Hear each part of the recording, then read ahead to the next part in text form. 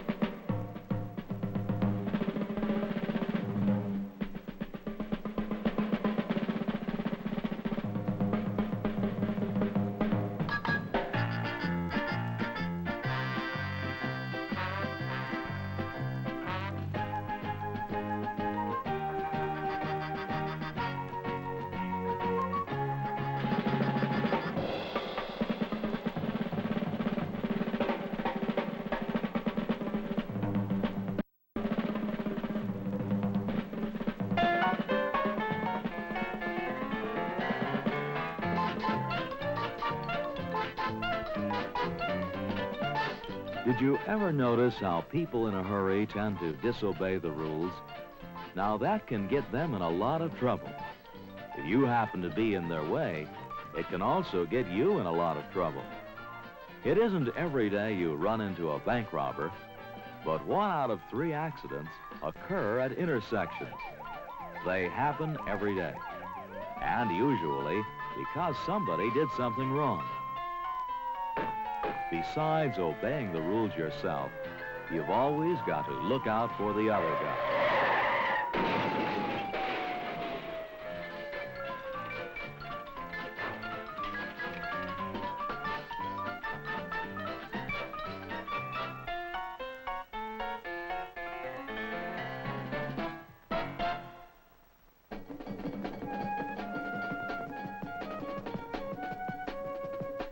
An intersection is a place where traffic moves in many directions. This intersection is regulated by a traffic light. It is regulated, controlled. The control comes from the drivers themselves. A traffic light is a timing device. It measures the time allotted for each line of traffic to move ahead. It says who must yield the right of way, but it does not prevent other drivers from being wrong. When they are, the results can be disastrous.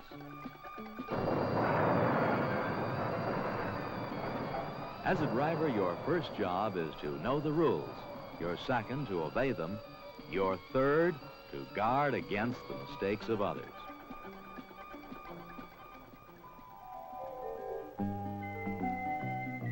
This intersection has no stop signs or lights. It is unregulated. When 2 cars arrive at the same time, the law dictates that the car on the left shall yield to the car on the right. But don't bet your life on it. Some drivers forget, and nobody wins a tie. Occasionally, at intersections regulated by 4-way stop signs, 4 cars arrive at once. Then, who goes first? The solution to this problem is courtesy and communication.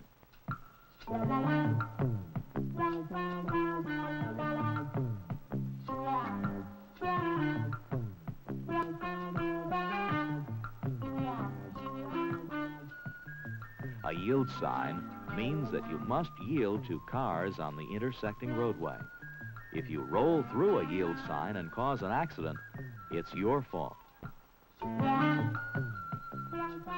This car has just violated the law. The driver rolled through the stop sign. He did not stop completely. Now, this might be okay for a yield sign, but a stop sign means what it says. And you must stop at the line or before. If there is no line, then stop at the crosswalk. A flashing red light means the same as a stop sign. A flashing yellow light is a warning signal and means proceed with caution. At an intersection, it is similar to a yield sign. And this familiar sign, while it's the most useful of all, frequently means trouble. A lot of people play games with traffic lights. One of the most common is trying to beat a stale green light. This driver knows that green light ahead is stale. He knows it will shortly change, but he wants to beat it, just for the fun of it, or because he's impatient. And he made it, this time. Odds are, the odds will catch up with him. If he's lucky, he'll get a ticket. If not, he'll get this.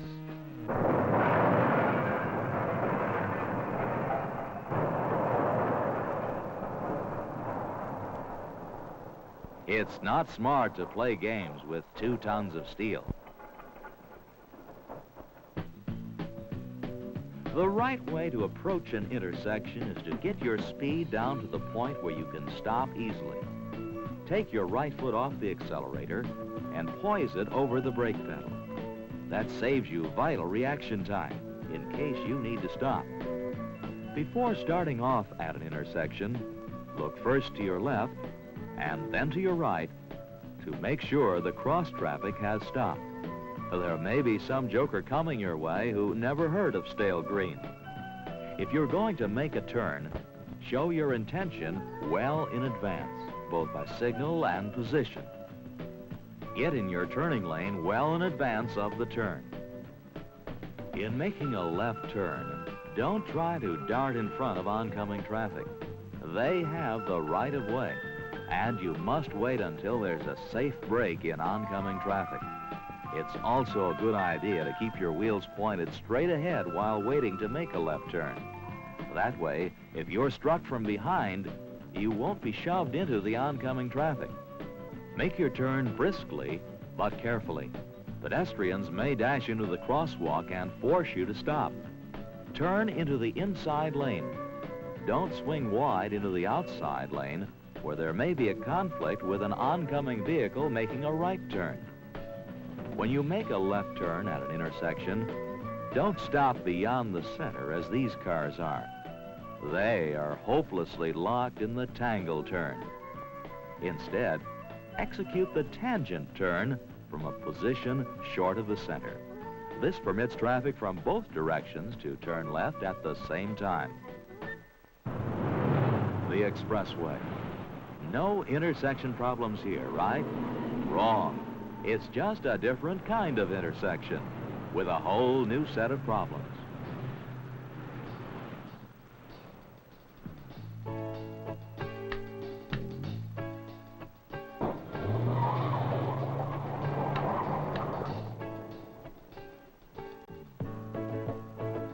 Watch out for these signs. You're on an exit ramp instead of an entrance ramp, and on your way to a deadly head-on crash in high-speed traffic. When you enter an expressway, it's an intersection of sorts. Speed up in the acceleration lane and blend into the traffic stream smoothly. Approaching an interchange, move into the passing lane, leaving the entry lane open for merging cars. Getting off, get in the deceleration lane well in advance and signal. Slow down and enter the exit ramp at the posted speed.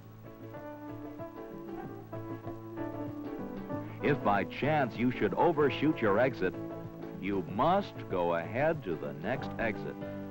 Don't try to back up and get on the ramp. When you leave the expressway, shift your mental gears to prepare yourself for the slower cruising speeds of non-expressway driving.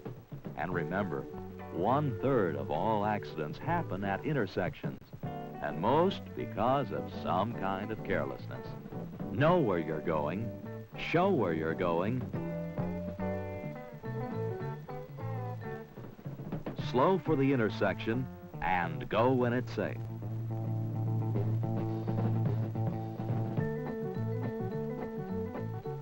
That's the way defensive driving protects you from the jokers of this world.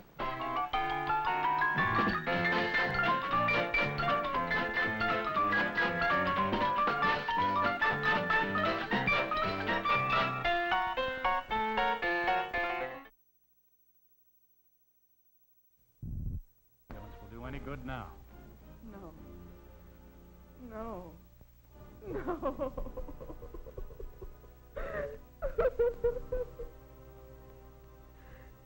Victim male, age about 35, hair brown, eyes blue.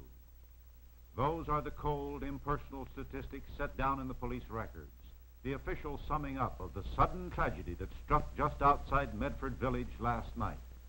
But the causes of tragedies are seldom sudden. They grow out of human frailties, and this case was no exception. Because I believe this story of death by violence is one of widespread interest, I'm going to turn back the pages of the calendar for a few days and introduce you to some of the principals in it. This is the house that Hal Johnson built about 10 years ago in Medford. It's just like thousands of other suburban houses, but it's home, and a happy one, to Ellen Johnson and Harold Jr. and little Barbara Ann and Hal Johnson, the Lord and Master. It doesn't just happen to be a happy home. It's that way because Hal, like the average American parent, works hard to keep it so. He's careful about the health of his children, and of the old man's too. It's not smart to have the breadwinner come down sick. And he's cautious about people getting hurt. Women will do the darndest things. A man has to lay down the law sometimes.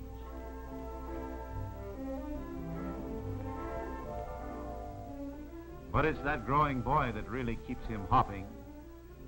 Of course, you have to give a boy knives and tools, but you don't want him to cut an arm off.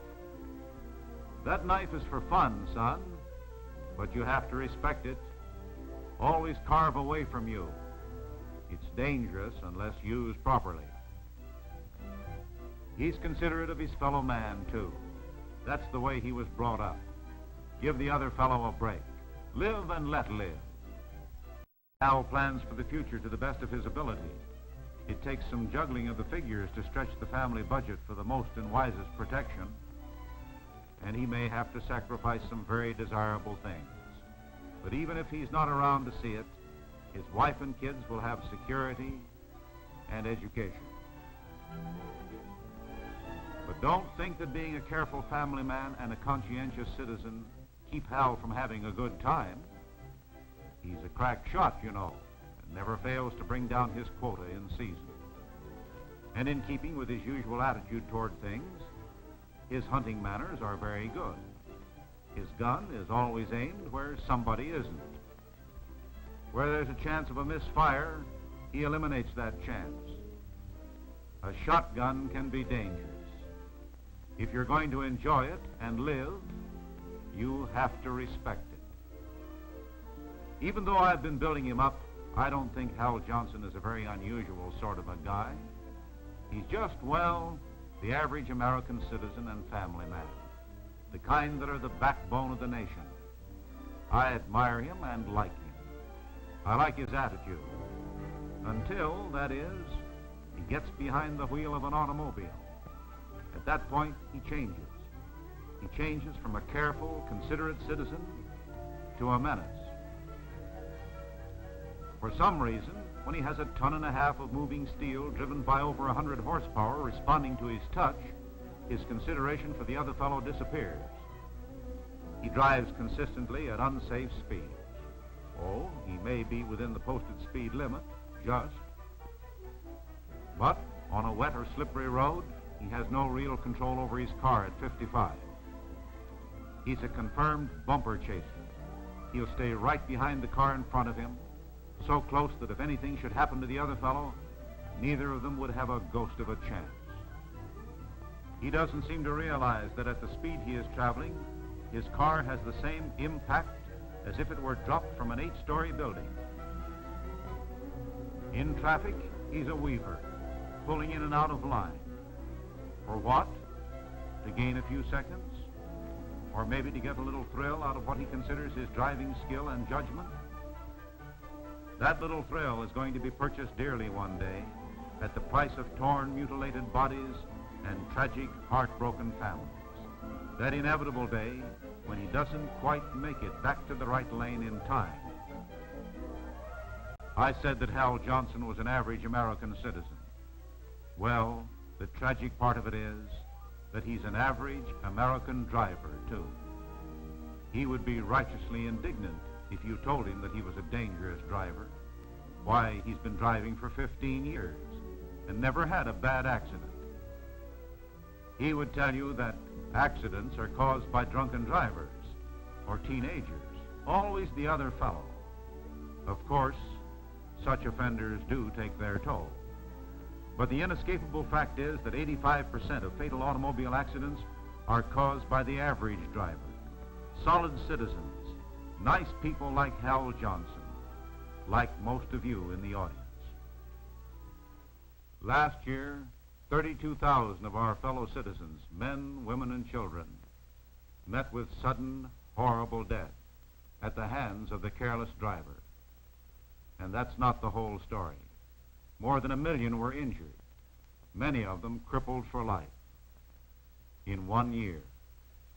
Well, I said I was going to turn the calendar back a few days. Now I'm going to turn it forward to last night. Hal and Ellen Johnson had been to the home of friends for dinner and a few hands of bridge afterward. They left for home about 9:30. No, there wasn't any drinking, just a few Cokes, and it was still early. Nobody felt tired. There wasn't any hurry either. There was a sitter home with the children, but Hal knew the road like a book, and just from force of habit, he soon had the car rolling. They didn't think anything about it. They felt just as safe in that hurtling shell of steel as they had in their friend's living room. The family car is such a familiar thing. Just outside Medford, they overtook a truck. There's a long curve in the road there, but Hal figured on passing him in a matter of seconds. He pulled out and started to pass. Then suddenly, from around the curve, there were headlights in the windshield. Hal couldn't get back. The oncoming driver couldn't avoid the crash. It was over so quickly, in a flash. Hal ran back.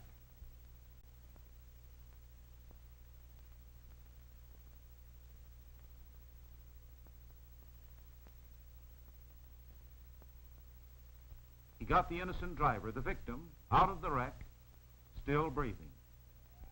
And then other cars stopped and the people came, and the state police took over. They were very calm and efficient, the police. They took care of everything. And there wasn't anything for Hal to do except to stand and wonder about the still figure under the blanket. Did he maybe have a home and a wife and 2 kids? And Hal prayed that he would live and be well again. And then... I don't think the ambulance will do any good now. No. You'll have to come with me, mister.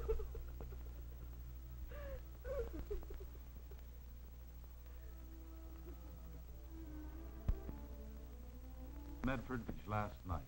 It's significant because something very like it happens every 5.5 minutes on the streets and highways right across the country. Why must this go on? Why must more than 1 million people be killed or injured this year? Because of a stranger's carelessness, a friend's carelessness, or your own carelessness. These are the fruits of that attitude of driving at unsafe speed, of bumper chasing, following the car ahead too closely, of driving in the wrong lane, or trying to pass at the wrong time, of improper turning, of ignoring stop signs or beating the lights. It's a deadly weapon, far more deadly on the record than any gun. And yet, like a gun, if you want to use it, enjoy it, live and let live, you've got to respect that weapon under your hands. Driving laws are made to help you keep your...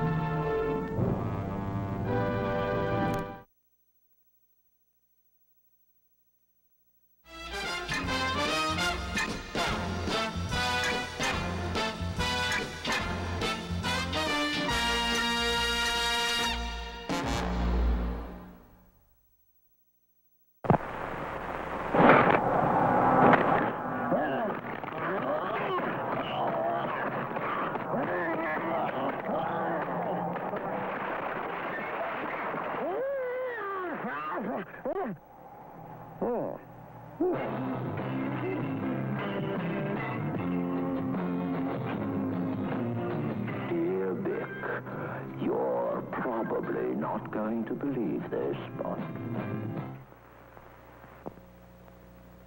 Want people to know who you really are? Blair. Blair lets all the inner you come through. Blair writes heroically. Blair, for the hero in you. Blair writes of love. Blair, for the lover in you. Blair writes happy. Blair writes angry. And Blair is the only leading pen with this super nylon point that lets all of the inner you keep coming through. Blair.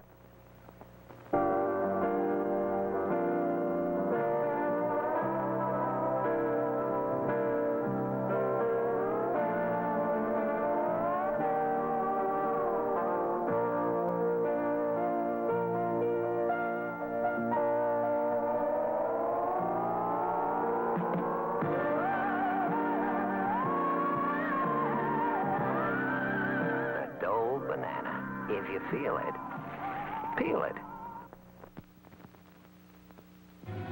This is going to be the kissingest Valentine's Day ever, because Scope Mouthwash is going to give away millions of free samples and coupons to make this a Valentine's Day to remember. You see, Scope, first thing in the morning, makes your breath feel fresher for hours. And after Valentine's Day, keep buying Scope. Who says the kissing has to end on Valentine's Day? Scope. Once in the morning does it. To keep TV free in your home. Don't let pay TV rob you of your free choice. You now see free baseball, football, spectaculars, movies. These and many others come to you free. You will pay for these with pay TV. The public has a right to protect itself from pay TV. If you are a registered California voter, sign the petition near the snack bar. Keep television free in your home.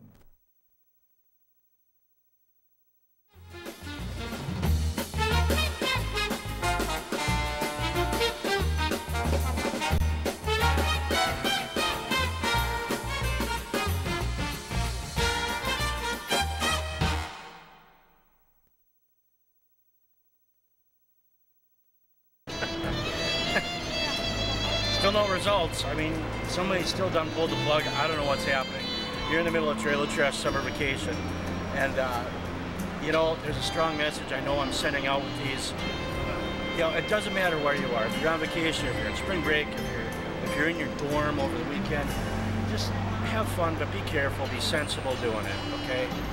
And those of you high schoolers that might be watching this, God forbid, I know this is the time where you're going out to get your license by the time school starts. And it's a huge, huge undertaking, a huge responsibility. So with that being said, have fun. Good luck to each and every one of you that are getting your license. Just be careful and be safe. We'll be right back.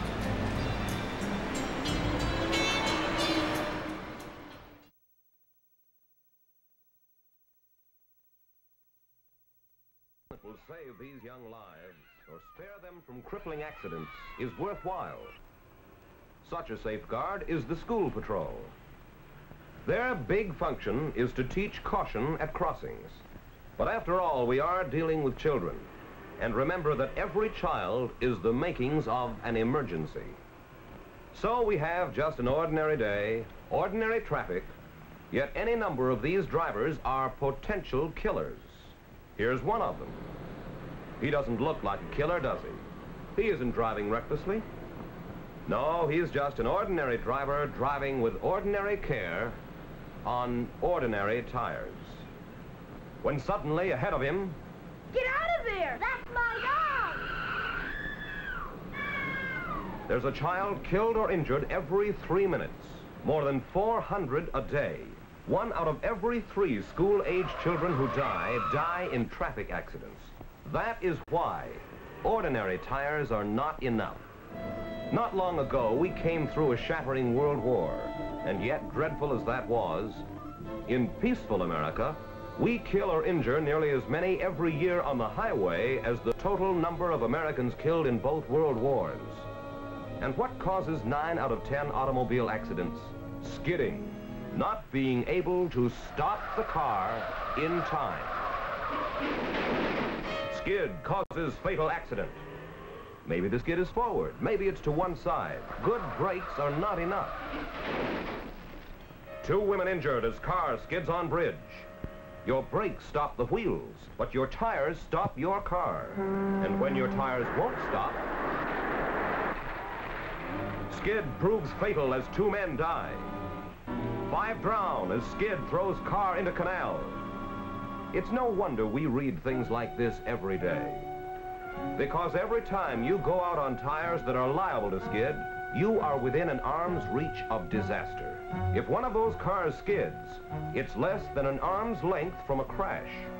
That is why you should be sure your tires will grip the road, not only when the going is dry and firm, but when it is wet and slippery.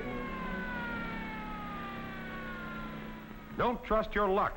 Insist on tires you can trust. Everybody knows a smooth tire will skid, but they don't make smooth tires anymore. All tires have non-skid designs, one kind or another. But some non-skids are better than others. You're right. This is the tire, the new General Super Squeegee, the only tire made with Jet CM rubber. With the famous squeegee tread. A squeegee is the instantaneous, effective way to clean and dry a wet, slick surface. So the General Squeegee tire wipes a clean, dry track and, mark this, stops quicker than tires with any other tread. To see the difference, here is an ordinary tire with a conventional non-skid tread. Now, when is it you need a non-skid most? It's when you apply the brake, of course. Okay, let's apply the brake to this ordinary tire and see what happens. Now that so-called non-skid has been squeezed together till it's practically as smooth as old-time smooth tires. Now let's apply the brake on this General Super Squeegee. See that? It's the wrinkle action that wipes a clean, dry track for a quick, straight stop. But you want to know how these tires compare in actual service. That's what we're about to show you. We'll skip the slower speed stops and get right down to the tough ones. On a wet and slippery street at 60 miles an hour. Here comes the first car on ordinary tires. The officer drops his arm, the driver jams on the brake, the tires close to a smooth tread. You know that helpless, hopeless feeling as your car starts to slide under you. Fortunately, there was nothing in its way, because at 60 miles an hour, if your car hit something like a bridge abutment or an oncoming car going at the same speed, the impact is the same as though you drove your car off a 10-story building. Now the second car, same model, same speed, same wet and slippery street, but this time on General Super Squeegees. And this time there's something in front of it. 60 miles an hour. Slam on the brake. The General Super Squeegees go into action. And well before you reach the other car, your tires have brought you to a safe, easy, straight line stop. Let's take the last part of that again. I want to be sure you see the way the squeegee tread wipes the water out of the way and gives the flexible rubber ribs a chance to grab and grip the road. General Super Squeegees give you action traction, where ordinary tires give you uncertainty. This power to stop, it's great for the peace of mind. You may go a long time and not need it. And then, without warning, the simplest act may suddenly spell accident. Parked cars sometimes don't stay parked. That wouldn't have happened on Generals. There's a stop sign the other side of that underpass, but wow, only a scraped bumper that time. Generals would have been safer. When it rains, ordinary tires double your hazard.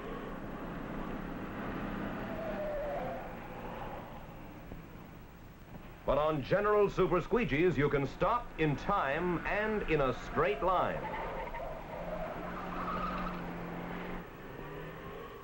There are other important things in addition to stoppability you get when you put on a set of General Super Squeegees.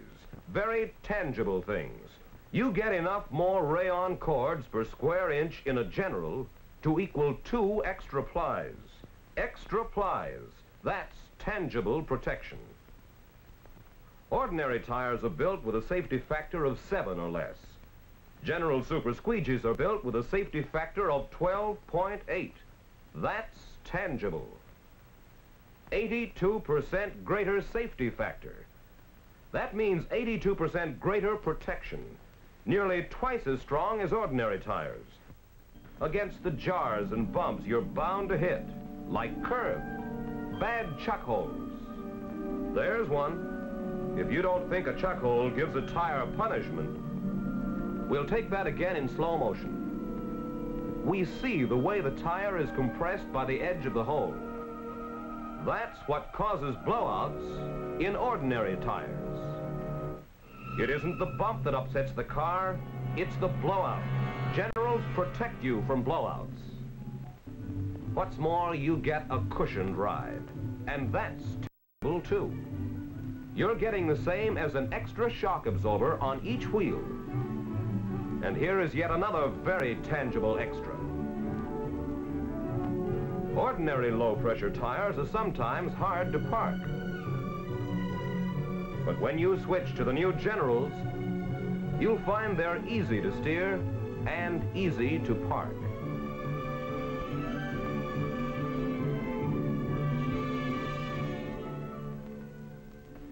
And last but not least, those squeegee ribs are extra deep. That means more miles of non-skid safety. All these are tangibles, like the startling new Jet CM rubber, the greatest single new discovery since the development of pneumatic tires.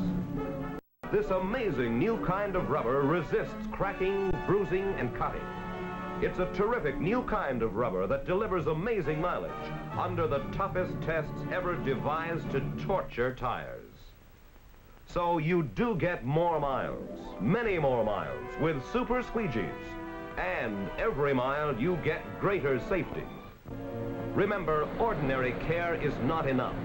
Ordinary tires are not enough. That's the real extra you get. Safe human mileage. Human mileage. The greatest value that can be built into a tire. Extra quality that makes the tire last longer. And extra safety that makes you last longer, too.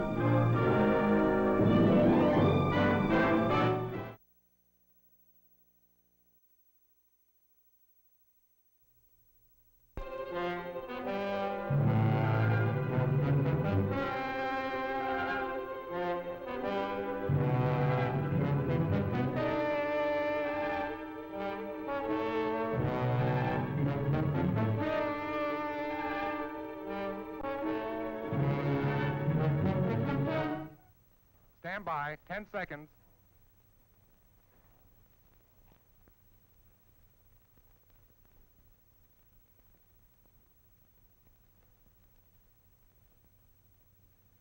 .45.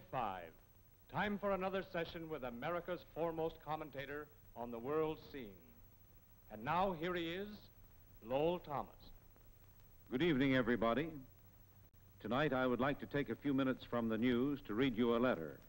For all it tells of the personal experience of one person, it describes a very frequent experience of many, many others. It's from the wife of a veteran who was discharged from the Army just 3 months ago. Dear Mr. Thomas, 4 years ago, my husband went into the Army. All at once, the newspaper headlines came to life. The war from 1,000 battlefronts with tongue-twisting names put its foot inside my door. For this was my husband, the father of my child, going off to fight. Be brave, keep your chin up. Just words. All I knew was the sheer agony of parting from the dearest thing in my life.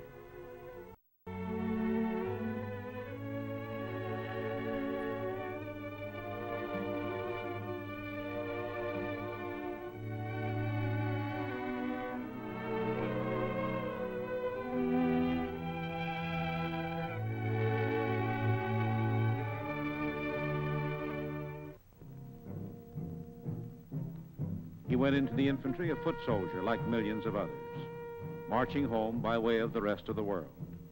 He was at Salerno, where men who were his friends died, men with children just as dear to them as our little girl is to him, men who loved a Frankfurter at the ball game just as much as he.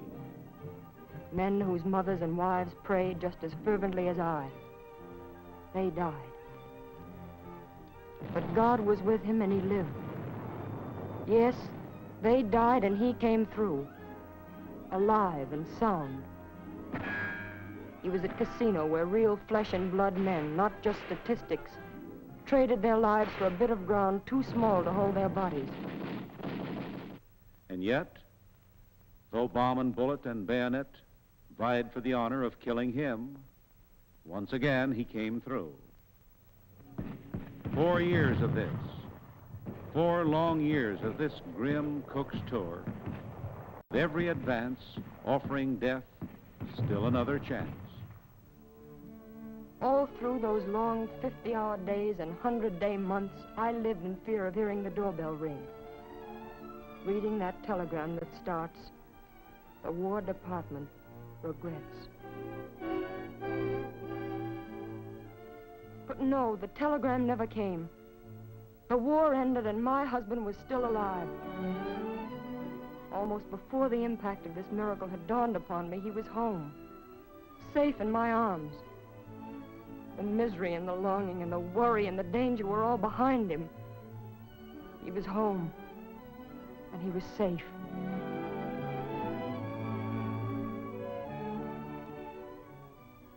There is nothing in this world that I wouldn't give or do, Mr. Thomas, if this letter could end here, a simple, heartwarming story of happiness regained. But life, unfortunately, is not always like the movies, and happy endings often turn out to be not endings at all, but beginnings of sorrow and misery. 3 months after my husband was discharged, life was beginning to return to normal. He had his old job back, with the promise of even better things to come. The baby, who had become a little girl during his absence, learned to love the man who was the photo on the piano come to life. And I felt as though I had begun to live again. As I look back now, I can't remember just what I was thinking about that morning. What to have for dinner, or perhaps the invitation to the Clark's party. But it doesn't matter, for every plan and dream ended that morning at an intersection on the way to town.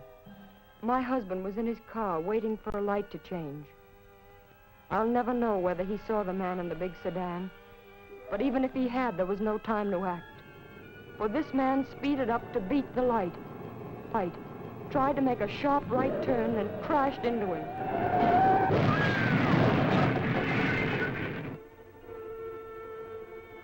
This man who killed my husband was trying to make a light, trying to save 1 minute's worth of time. Imagine all the years of devotion and happiness together that we deserved and would have had. All sacrificed. And for what? If, during the war, he had died fighting on some foreign field, I might have found some consolation, knowing he had helped achieve something he believed in. But how can I feel, realizing that his life was traded for just 60 seconds of time? It seems incomprehensible to me that a nation like ours, which rose as one person to beat off the murderous attacks of fanatical madmen, can allow this double-headed enemy of carelessness and criminal selfishness to continue its reckless destruction of lives and homes. We can't sit idly by and say it was just an accident, for it's not that at all, Mr. Thomas. It's wanton murder. During the 4 years that America was fighting for its life, 212,000 men, an average of 53,000 a year, lost their lives. Now that the war is ended, we think that terrible waste is over. Ah, but that's an illusion. The horrible slaughter continues. This year alone, traffic accidents will kill more than 40,000 living, breathing human beings. Imagine the entire population of Joplin, Missouri, or St. Petersburg, Florida, or Joliet, Illinois, wiped off the map, and then you have some idea of what this Holocaust means. Hundreds and hundreds of thousands of other healthy men, women, and children will be maimed, crippled, have their lives ruined, because someone decided to take a chance or tried to save a minute.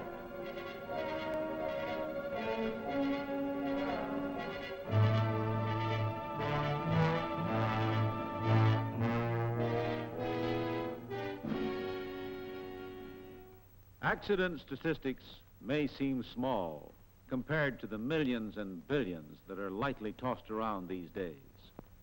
But remember, these statistics mean lives lost, people who lived and loved and whose passing has left a void in the hearts of their dear ones. That empty place at the dining room table. the empty seat in the classroom, the vacant desk in the office.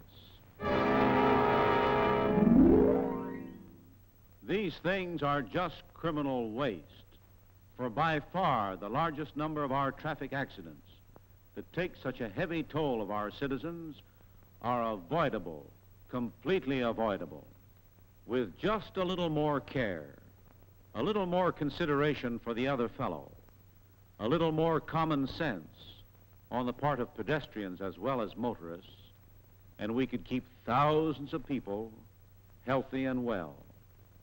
Let's fight this menace with every ounce of our strength. Let's keep our loved ones at the dining room table. Let's keep those smiling faces at their schoolroom desks. Let's allow our citizens to go on living useful, healthy lives. Unless we all do our part, 1.5 million people, 1 out of every 100 in this country, will be killed or hurt this year. Remember, accidents are not just things that happen to other people. You may be next.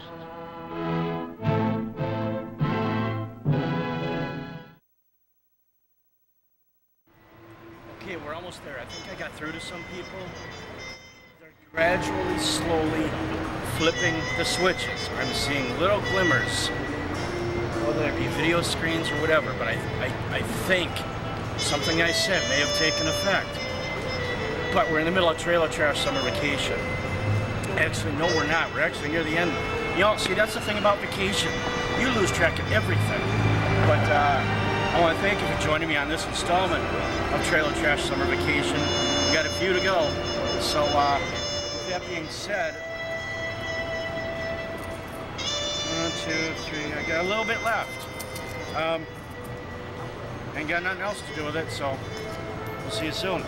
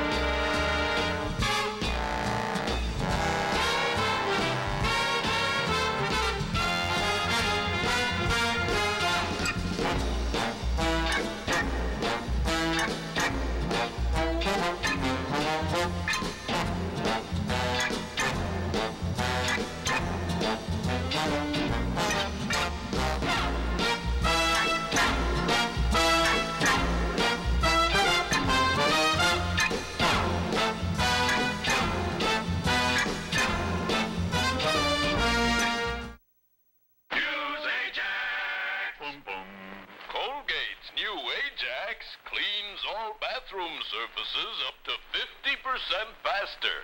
Use Ajax, the foaming cleanser. Gets things clean just like a whiz.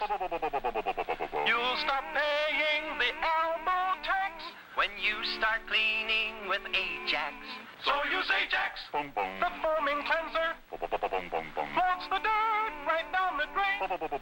Ajax leaves no gritty cleanser scum in tub or sink.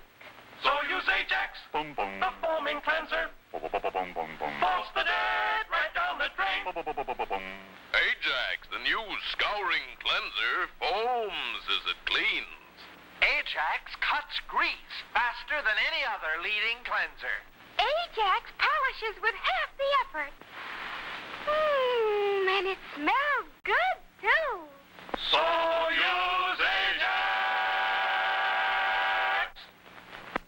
Meet Mr. Clean, Procter & Gamble's new all-purpose liquid cleaner.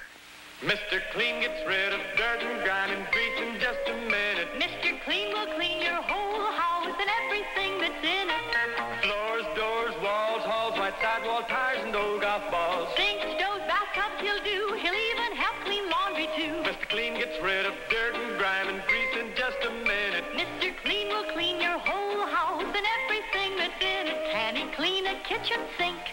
Quicker than a wink. Can he clean a window sash? Faster than a flash. Can he clean a dirty mirror? He'll make it bright and clearer. Can he clean a diamond ring? Mr. Clean cleans anything. Mr. Clean gets rid of dirt and grime and grease in just a minute. Mr. Clean will clean your whole house and everything that's in it. Mr. Clean, Mr. Clean, Mr. Clean. Can't stand the pace in the big rodent race. Come on in where it's safe, where the menu is trade. There's a smell in the air that reminds you of hair. You've got something to get, and it looks like your pants. Aren't you hungry? First we take some rat parts and fry them up real nice. Then we skin the kitties and barbecue the mice. Guts in a cup, yum! Mouse on a stick, wow! French fried fleas and beer battered ticks. Fried in a box. We fry what you want. Fried in a box. We fry what you want. Fried in a box. We fry what you won't touch. Well, that makes me want to puke.